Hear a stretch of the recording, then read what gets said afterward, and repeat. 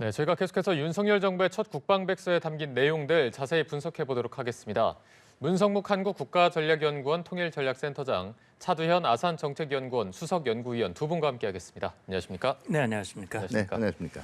자, 저희가 먼저 이 국방백서가 무엇인지부터 좀 알아볼 필요가 있을 것 같습니다. 보니까 1967년도에 최초 발간됐고 이번이 25번째 백서라고 하는데 이 국방백서의 역할 어떤 거라고 볼 수 있을까요?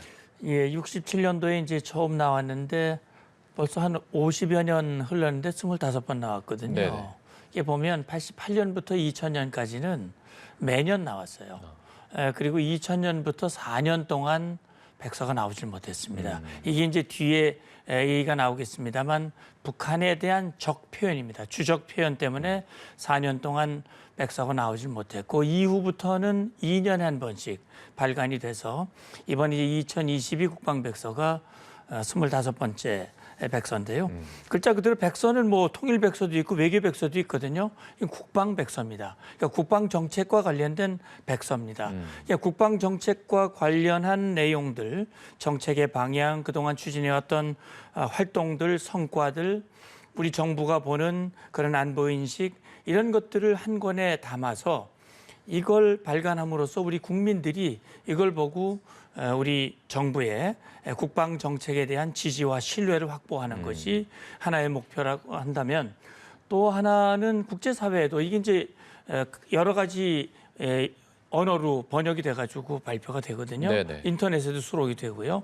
그렇기 때문에 국제사회에 군사적인 어떤 투명성을 제고함으로써 국제사회에서의 또 우리 정부의 입장 이런 것들을 알리고 또 지지를 확보하는 그런 측면도 있다고 봐요.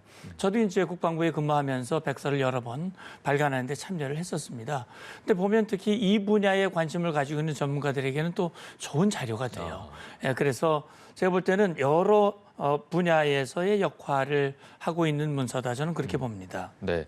윤석열 정부의 첫 국방백서인 만큼 지금 정부에서의 어떤 앞으로의 국방 방향을 좀 가늠해 볼 수 있을 그렇죠. 것으로 보입니다. 네. 6년 만에 지금 북한, 그리고 북한군이 우리의 적이다라는 표현이 등장했는데 먼저 네네. 이 표현 어떻게 좀 분석하십니까? 네, 일단은 그 현실적인 위협을 직시하겠다라는 이제 강력한 의지라고 볼 수가 있어요. 네. 지금 말씀을 하셨지만 보통 이제 그 이 큰 의미의 정부에서 내는 문건이라는 게 두 종류가 있죠. 하나는 그 행정부에서 내는 백서가 있고요. 의회에서 내는 청서라고 얘기를 하죠. 청서가 있습니다. 그러니까 그 우리 정부가 구체적으로 위협을 어떻게 인식하느냐. 특히 군을 가지고 있다라는 거는 그 위협이라든가 적에 대적한다라는 거 아니겠어요? 그럼 누구를 적으로 보고 있느냐를 밝히는 거는 사실은 국방 분야의 백서에서는 굉장히 자연스러운 일이에요. 그리고 그걸 실질적으로 누가 적이냐를 결정하는 데서는 두 가지입니다. 하나는 첫 번째는 누구로부터 심각한 위협들이 지금 제기가 되고 있네요. 실적인 위협이. 그동안 보면 북한의 탄도미사일 개발이라든가 이제 그 뭐 핵실험 징후도 노출이 되지 않았습니까? 네네. 최근에 한 2년간 집중적으로. 그럼 뭐 명백하게가 북한이고요. 그다음에 상대는 우리를 어떻게 부르는 거예요? 북한이 각종 문건이나 담화에서 뭐 적뿐만 아니라 더 그 사실은 그 우리의 국적을 훼손하는 표현들도 수시로 지금 그 등장을 시켜왔거든요. 그렇기 때문에 이 뭐 북한을 적이라고 규정하는 데는 현실적으로나 상징적으로나 별다른 문제가 없는 거죠. 다만 오히려 제가 유감스러운 것은 이거는 정치적 판단의 대상이 아니라는 거예요. 네네. 사실은 매 행정부가 있을 때마다 이 적 표현을 놓고 갑론을박이 있었고 또 그 행정부에 따라서는 이 적 표현이라는 걸 슬그머니 지워버리기도 했어요. 대표적인 것이 2018년 국방백서에는 북한을 명시하지 않고요. 우리의 주권이라든가 뭐 영토라든가 그다음에 국민 재산을 침해하는 모든 것들을 적이라고 한다라고 얘기했는데 네. 아무래도 중심이 흐트러질 수밖에 없고 또 군만큼 내가 해야 될 임무하고 목표가 뭐냐가 뚜렷해야 되는 집단이 없거든요. 그런 상황에서 이게 특히 병사들한테는 상당히 혼란을 줄 수가 있는 거기 때문에 저는 앞으로 이 북한이 북한의 그 결정적인 변화가 없는 한 그리고 북한으로부터의 위협이 지속하는 한은 북한이 우리에게는 적이라는 표현은 행정부가 바뀐다라고 해서 쉽게 드러내거나 다시 들어가거나 할 문제는 아니라고 봅니다. 네, 현실적 위협을 직시한 의미에서 북한을 적이라고 규정한 것이고 또 하나가 좀 눈에 띄는 부분이 김정은 국무위원장이 호칭인데 그 호칭을 빼버렸거든요. 그냥 김정은이라고 적시를 했습니다. 이 부분은 좀 어떻게 봐야 될까요? 네. 일단은 지금 이 김정은과 관련된 활동들이 대부분 북한의 위협과 관련된 것들이고 또 그 이 위협 능력을 키우는 거에 대한 지시들이에요. 네. 그렇기 때문에 당연히 이게 국방부 입장에서는 여기에 따로 존칭을 붙여줄 필요가 없다라고 본 거고요. 실적 상호성의 의미도 있어요. 북한이 이 각종 그쪽의 정부 인사들이죠. 담화나 그다음에 공식적인 매체 보도에서 우리 이 대통령을 비롯한 각종 정부 관료들에 대해서 존칭 자체를 생략하고 있거든요. 그렇기 때문에 그것까지를 감안한 조치라고 볼 수가 있겠죠. 네. 북한은 아까 말씀해 주셨지만 이미 지난해 말에 남측을 적으로 규정을 했습니다. 지금 뭐 서로 적이라고 규정한 상황인데 이렇게 되면 앞으로의 남북 관계는 강대강 기조가 계속될 수밖에 없겠네요. 예, 저는 그렇게 봅니다. 지금 뭐 적이라는 표현이 새롭게 나온 거는 아니고요. 지금 1950년 북한의 기습 남침에 의해서 6.25 전쟁이 발발을 했고 3년 1개월 동안 전쟁이 이어졌고 53년 7월 27일 정전협정이 체결됐거든요. 정전협정에는 쌍방의 관계를 적대관계로 규정을 하고 있습니다. 지금 정전협정이 살아있고 정전체제가 유지되어 있기 때문에 명백히 남북관계는 적대관계입니다. 적대관계에서 상대방을 적으로 얘기하는 것은 그건 뭐 당연히 현실적으로 맞고 비무장지대 군사분 개선을 마주보고 서로 간에 총구를 겨누고 있거든요. 현실입니다. 그럼 말씀하신 대로 뭐 지난 연말에 북한이 전원회의에서 우리 대한민국을 적으로 재규정했는데 이미 뭐 2020년 6월에 김여정이 담화를 통해서 대남 관계를 대적 관계로 전환하고 뭐 연락하면서 폭파했잖아요. 통신선 차단했고 우리 공무원을 무참하게 총격, 살해했고 이후에 북한이 핵을 개발하면서 역시 핵무기가 자기 뭐 억제력이 아니라 이 남측을 향해서 언제든지 타격할 수 있는 그런 전술핵 운용부대를 이번에 과시를 했고요. 특히 서울이 핵 관역이다라고 명시를 했어요. 자, 그렇다면 이번에 국방백서에서 적이라고 하는 표현이 다시 들어감으로써 뭐 남북 관계가 더 나빠질 것이냐? 저는 그렇게 보지는 않습니다. 네. 결국은 북한이 자기들 필요에 의해서 남북 간의 긴장을 고조시키고 그런 고조된 긴장을 그들의 도발의 명분으로 삼고 그 도발의 책임을 상대방에게 전가하고 그걸 또 핵 미사일 개발의 어떤 이 빌미로 악용을 해왔었기 때문에 저는 그렇게 봅니다. 북한이 지금 최근에 보도 나오는 걸 보면 굉장히 어렵거든요. 김정은도 어렵고 이달 말에 전원회의 식량 문제, 농업 문제 단일 주제로 논의를 하게 되는데 제가 볼 때는 아마 북한 내부에서 자기들이 아쉽고 필요하면 언제든 다시금 대화에 나올 가능성 전들 열려 있다고 보고요. 우리 정부도 그걸 대비해서 담대한 구상, 대화의 문을 열어놓고 있다고 봅니다. 네. 자, 이번 백서를 보면 뭐 북한의 최신 핵 미사일 능력도 담겨 있고 최근에 열병식이나 각종 네네. 시험 발사 내용이 다 담겨 있어서 원래 이렇게 국방 백서에는 북한의 이런 자세한 군 정보가 다 담기는 편입니까? 근데 원래 국방백서의 취지를 놓고 볼 때는 상대방의 위협이 어느 정도다. 이게 이제 우리가 안다라는 사실 자체, 정보원을 밝힐 수 있는 거를 제외하고는 공개하는 것이 맞아요. 그래야 실제로 국민들이 보기에도 우리가 계속 뭐 국방 예산이 계속 들어가는데요. 뭐 때문에 거기서 군사력을 키워야 되는지에 대한 근거가 나오지 않겠습니까? 그러다 보니까 또 최근에 아마 그만큼 북한의 핵이라든가 미사일 능력 자체가 급격히 증강돼 왔거든요. 그런 위협의 현실을 제대로 알려줄 필요가 있다고 본 거죠. 네.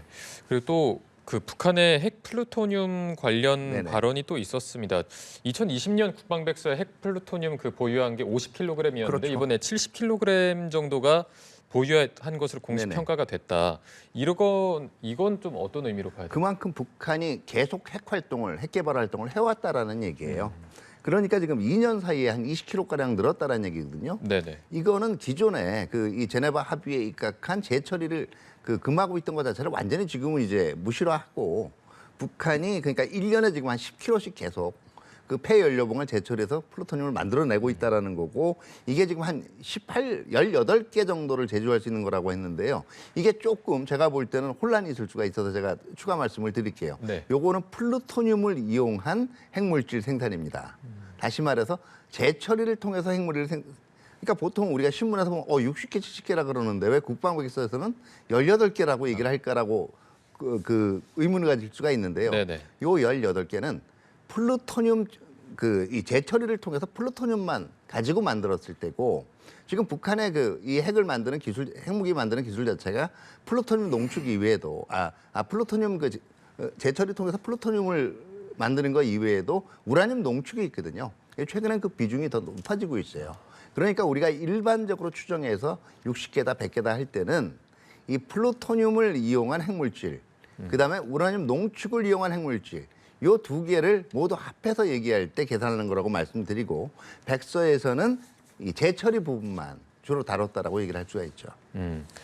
지금 뭐 북한의 여러 가지 뭐 군사력 정보나 핵 미사일 능력을 담은 반면에 우리 군의 어떤 한국형 삼축 체계 구축 방향 또 여러 가지 노력들도 담았습니다. 우리 군도 뭐 충분히 대응하고 있다, 대응할 수 있다 이런 부분을 강조한 것으로 봐야겠죠. 예, 이게 이제 2020년 국방백서와의 어떤 그 차이를 발견할 수 있거든요. 2020년 국방백서는 앞에 이제 문재인 정부 때 나온 백서인데 사실 그때 당시에는요 한국형 삼축 체제라고 하는 표현 자체를 자제를 했습니다. 그것이 북한을 자극할 수 있다라고 하는 이유 때문에 그때도 보면은 핵 WMD 대응 체계 이래 가지고 KAMD 다시 말하면 한국형 미사일 방어 체계 정도만 얘기를 했지 선제 타격을 말하는 킬체인이나 대량 응징 보복을 얘기하는 KMPR 얘기는 하질 않았어요. 그냥 그때 당시에는 우리의 대비라고 하는 게 뭐 한 반쪽 정도 아주 살짝 돼 있다면 이번에는 그보다 거의 한 10배 정도 양을 늘려서 우리는 북한의 핵미사일 위협이 고도화됨에 따라서 우리도 한국형 삼축 체제로 단호하게 대응하고 있다라고 하는 것을 우리 국민들에게도 보이고 북한에게도 이 잘못 생각하지 않도록 보여주기 위한 그런 뜻이라고 보여지고요. 이것뿐만이 아니라 미국이 우리에게 제공하고 있는 확장 억제에 대한 실행력, 거기에 대한 구체적인 내용도 담고 있거든요. 사실 앞에 정부에서는 2018년 이후에 이게 지금 확장 억제 협의체 자체를 가동을 안 했거든요. 이 이제 새 정부 들어와서 그걸 다시 가동하기 시작해서 실행력과 신뢰성을 높이기 위한 그런 내용들도 상세하게 이번 백서에 담고 있다. 이게 차별점이라고 볼 수 있습니다. 알겠습니다. 그리고 항상 또 많은 또 얘기를 나누는 분들이 남북한의 군사력을 많이 네네. 비교를 하십니다. 근데 지금 상비 병력은 북한군의 상비 병력이 훨씬 많네요. 2.5배 많은데 네. 남북한의 어떤 군사력 어떻게 좀 평가를 하시겠습니까? 근데 128만 북한이 128만이고 우리가 지금 국방개혁을 통해서 계속 이 병력 수를 합류하고 있기 때문에 지금 한 50만 정도예요. 그럼 2.5배라는 계산이 나오죠. 네네. 양은 북한이 2.5배로 많은 건 사실이고요. 또 질적인 면에서 우리가 이제 최신 무기를 이제 많이 확보를 하고 있고 그렇기 때문에 질적인 어느 정도의 이점을 가지고 있는 건 맞는데요. 제가 여기서 좀 조심해야 되는 표현이 누가 우세하냐고 자꾸 얘기를 해요. 이거는 조금 우세하다는 단정적인 표현은 조금 제가 볼 때는 자제할 필요가 있는 게 일단 북한이 비대칭 전력에 있어서는 상당히 강점을 가지고 있고요. 양뿐만 아니라 그다음에 이제 대량 살상 무기, 핵을 비롯한 대량 살상 무기를 개발을 하고 있기 때문에 우리가 질로 그냥 양이 많은 걸 무조건 상쇄할 수 있다. 이걸 의미하는 건 아니에요. 그리고 전쟁이란 게 워낙 많은 변수가 있기 때문에 굳이 비교를 한다면 양은 북한이 우세한 상황이고 질적으로는 우리가 이 장비의 그 최신성이라든가 아니면은 이 전력 투자 면에서는 조금 더 지금 이점을 가지고 있다 이렇게 얘기할 수가 있겠죠. 네, 단순 비교는 조금 힘든 부분이 있고 질적 우위 정도는 점하고 있다. 그렇게 그렇죠. 좀 정리하면 될 것 같고 이번에 국방백서에서 눈에 띄는 부분 일본에 대한 표현도 저희가 좀 짚어봐야 될 것 같습니다. 지난 정부보다 어떻게 보면 더 강한 한일 협력을 강조했는데 이 일본에 대한 표현은 어떻게 좀 보셨습니까? 네. 말씀하신 대로 한일 관계는 참 민감하지요. 그러니까 역사 문제라든지 과거사 문제 또 독도 문제 이런 걸로는 지금도 우리는 서로 한치의 양보도 할 수 없는 그런 사안입니다만 지금 북한의 위협이 고도화되고 있고 이런 상황 속에서 우리는 북한의 위협에 대비하기 위한 한미동맹 또 한미일 안보 협력을 강화하고 있거든요. 그런 차원에서 지금 윤석열 정부는 어쨌든 한일 관계를 개선하고 또 복원해야 되겠다라는 그런 입장을 가지고 있습니다. 이번 백서에도 그런 표현을 명확하게 얘기를 했어요. 그래서 일본의 역사 왜곡, 독도에 대한 부당한 영유권 주장 등 현안에 대해서는 단호하고 엄중하게 대응을 한다. 그러나 한일 공동안보 현안에 대해서는 한반도와 동북아 안정 평화에 의해서 미래지향적으로 협력해 나가겠다라고 얘기를 하고 있거든요. 저는 뭐 이렇게 이 분리해서 대응, 과거사 문제는 과거사 문제대로 원칙에 입각해서 확고하게 대응하고 또 안보를 위해서는 미래지향적으로 협력하는 방향으로 대응하는 이 이중적 대응은 전 바람직한 조치라고 생각이 되고 이것은 한미 동맹을 강화하는 측면에서도 저는 순기능을 한다 이렇게 생각을 합니다. 네. 2018년도에는 동반자라는 표현이 있었는데 이번에 네네. 빠졌습니다만 그래도 더 강한 협력은 계속하겠다라는 표현을 네, 그렇죠. 했습니다. 일본에 대한 표현 좀 어떻게 보셨습니까? 예, 백서에서 나타난 그 가까운 이웃 관계 이제 이런 표현이 나올 것인데요. 네네. 그러니까 갈등적인 측면도 분명히 있지만 지금 현재는 이 서로 협력의 소요도 상당 부분 많아요. 특히 안보 측면에서는 지금 한미일 안보 협력이도 나오고 있고요. 그렇기 때문에 한미 간의 갈등 현안은 갈등 현안대로 그리고 협력할 수 있는 사안에 대해서는 특히 안보 분야에 대해서는 앞으로 더 협력을 강화해 나가야 된다. 이런 측면들이 백서에서 강조가 되어 있다고 봐야 되겠죠. 네, 그렇다면 이제 뭐 지소미아 정상화를 추진할 것이라는 얘기도 나오고 있는데 두 분 짧게 한일 관계 어떻게 전망하시는지까지 들어보겠습니다. 예, 아마 앞에 정부 때만큼 한일 관계가 나빴던 기억이 없는 것 같아요.